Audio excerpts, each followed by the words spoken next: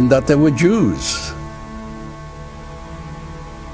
And we were hated in Russia just because we were a minority and we were Jewish people. And in 1918, they had pogroms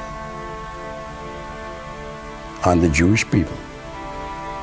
They had bands that came into to our city and killed in one day 500 people,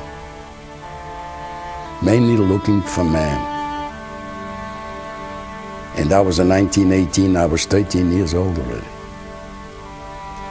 So I can remember all these atrocities. The men were laying in the street, and then 2 days later they gave us permission to gather the dead up and bury them in the cemetery. The Holocaust is certainly worse than any kind of persecution that ever went before, but it had a lot of continuities. The idea of segregation, the idea of ghettos, the idea of wearing special badges to indicate who Jews were, of restrictions on economic activity, all of that, none of that was unprecedented. All of that had roots earlier on in the Western world. So, I mean, the problem of the Jews in the West was built in, and it continued to shape events for hundreds and hundreds of years, really down to our own century. Western churches now stood aghast over the realization that traditional anti-Semitism among Christians and anti-Semitic stereotypes created down the ages had contributed to an atmosphere in which a Holocaust was possible. Christian churches began condemning all forms of anti-Semitism, and a dialogue between Jews and Christians soon developed. In the past century, the concept of the return to Zion was transformed by the political Zionist movement, and it culminated in the establishment of the State of Israel in 1948. It's historic. We didn't have a country until 1948. In 1948, we finally got our country back.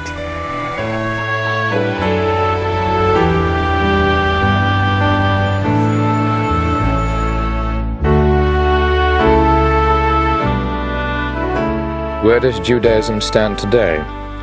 Well, it is intensely pluralistic.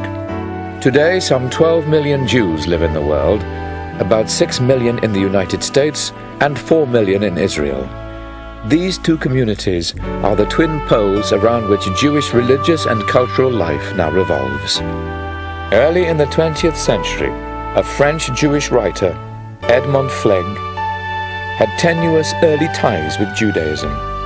Then, under the impact of French anti-Semitism, Flegg became a strongly committed Jew. He wrote a credo that beautifully expresses a modern Jewish outlook. I'm a Jew because born of the Jewish people and having regained them, I wish them to live after me, more living than in myself. I am a Jew because the Jewish faith demands of me no abdication of mind. I am a Jew because the Jewish faith requires of me all the devotion of my heart. I am a Jew because in every place where suffering weeps, the Jew weeps. I am a Jew because every time when despair cries out, the Jew hopes. I am a Jew because the word of Judaism is the oldest and the newest. I am a Jew because the promise of Judaism is a universal promise. I am a Jew because for Jews the world is not yet completed. Men are completing it. I am a Jew because for Jews man is not created. Men are creating him. I am a Jew because above the nations and Israel, the Jew places man and his unity.